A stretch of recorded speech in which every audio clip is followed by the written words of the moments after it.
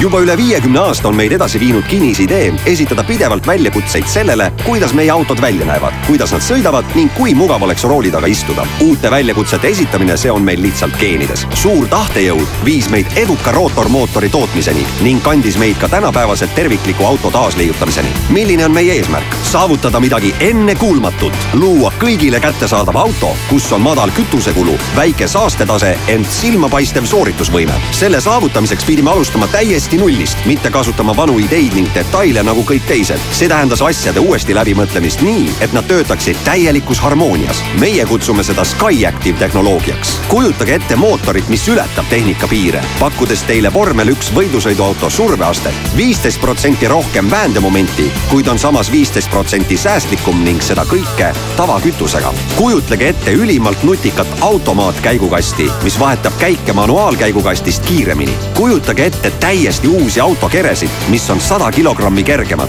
ning samas jäigemad ja tugevamad kui autokered, mida nad asendavad. Meie kujutasime seda kõike ette. Enamgi veel, me viisime selle ellu, sest meie Mazdas ei näinud lihtsalt muud võimalust. Tegemata järeleandmise autode sõiduomadustes vähendasime pühendunult kogu mudelivalikus kütusekulu ja saastetaset, luues seeläbi kõigile tulevikuautodele uue standardi. Mazda SkyActiv tehnoloogia.